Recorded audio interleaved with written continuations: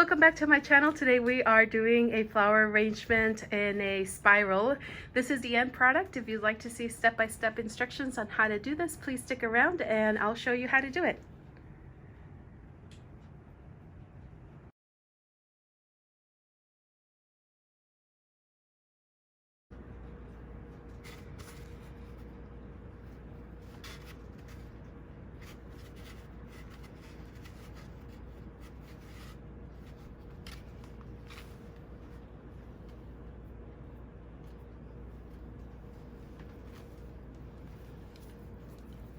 Now that this has been in water for at least half an hour, I'm going to go ahead and cut it to the size of this container that I have here. And I'm going to go ahead and use 12 roses, and then I found this bunch of flowers, daisies, that I'm also going to use for this arrangement. So I'm going to go ahead and measure it. And then the other, I'm going to try to fill the sides with this.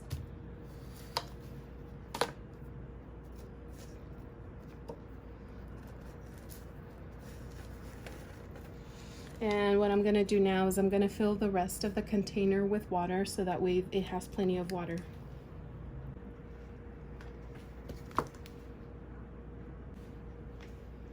And now that I've added water, I'm going to go ahead and start cutting the roses. I'm going to set these aside. And I'm going to decide that this is going to be my front here.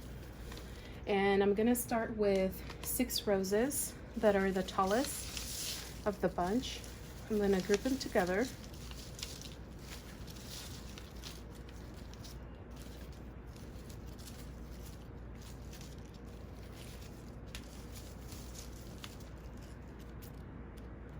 And that's 6 right there. I'm going to try to make a circle as much as possible.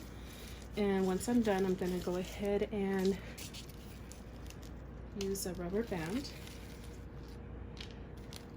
There's 2 ways you could do it. You could do one by one, insert them in here, and then go ahead and wrap them together, or you can wrap them together and then stick it in together. But I find it's easier if I do one by one, and then at the end use the rubber band. I'm just cutting the end so that way it's easier for the flowers to go ahead and get water. I'm going to center that, and that's going to be the height, the maximum height of my arrangement. And I'll use a rubber band in a little bit.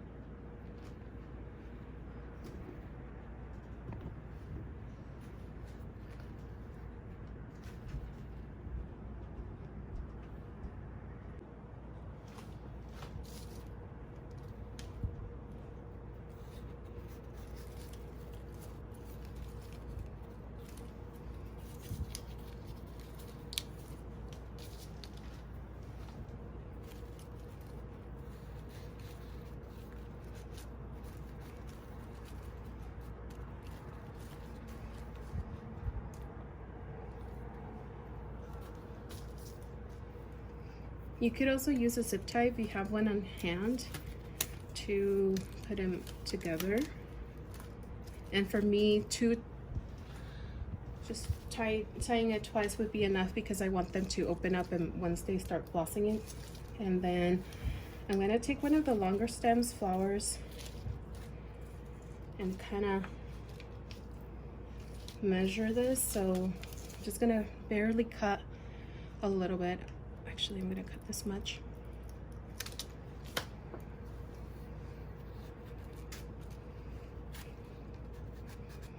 So that it comes to the bottom of the rose here. And now I'm gonna, what I like to do is I like to have the next one up and do the same. So I have a measurement. So I'm gonna cut this much, because this is originally what I cut on the first one. On this one right here, I cut up to here, so this one I'm gonna cut it to here. And because now I have these This is going to be the next one over. I know I have to have it like this height. So I keep the smaller of the two next to me. And there you go. So I keep this one for measurement now. And this guy, this is going to be the tallest now of the bunch. And now I know that the next one over is going to be up to here. And again, I keep the smallest one. That was the tallest of the two, and now as you can see, it's starting to form a circle. Now this is going to be the tallest one, and I'm going to use that as my measurement, and I know to cut it this way.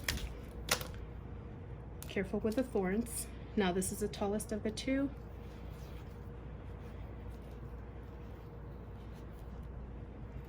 And now I'm going to keep doing that throughout for all the flowers.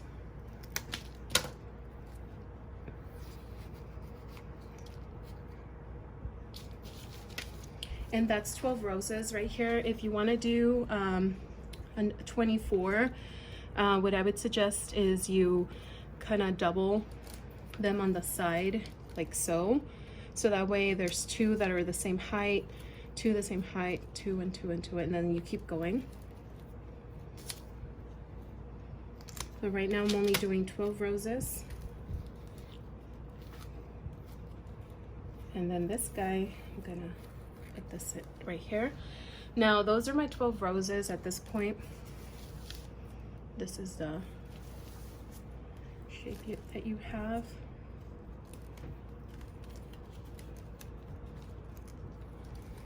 And now what I'm gonna do is I'm gonna start using the daisies to help me with the bottom and just cover the oases that I have at the bottom.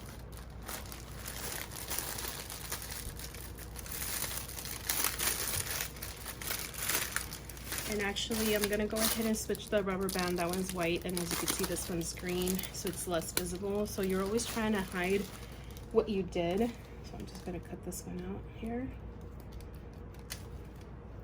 See, if I left it open, it would look like that, but I want it to be a little bit more placed together. And this one, I'm gonna start with one. Careful with the petals that you don't break them.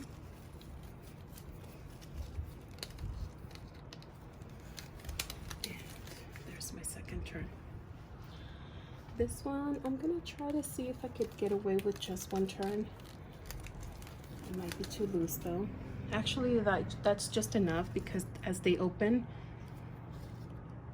that's gonna be perfect, because this rubber band is actually smaller. So I'm just gonna leave it like that, just so they kind of hold in place. And now this one, I'm just going to take it out of the bag and start placing it throughout.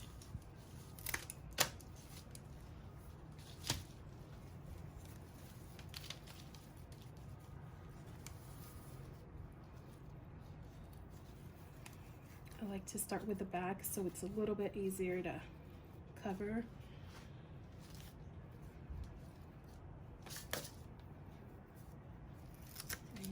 A little bit smaller, and they do tend to fall out of place, so it's okay, we can just do that.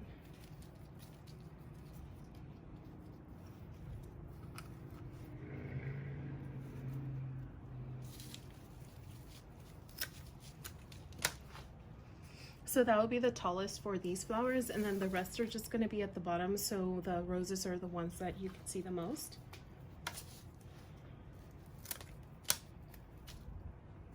And you could substitute the flowers that go at the bottom with something else. I just found these and they were super low price. They were about $3 for the smaller ones. So just check your local store. Sometimes Trader Joe's has a good deal, or even Home Depot or Lowe's. If you have a wholesale florist near you, not an actual florist, but a wholesale florist, the company that sells to the florist, that might be less cost for you. And I always try to find those near me so that way I spend less money. But if I'm in a bind and I can't go to the wholesale flower or flower stores that sell to the florist, I I go to like Trader Joe's. They usually have good deals there. for 12 roses. I think they usually run around $10. Sometimes the wholesale florist, again, the company that sells to the florist, sometimes they do give you, or they sell you 2 dozen for about $15, so it's a good price.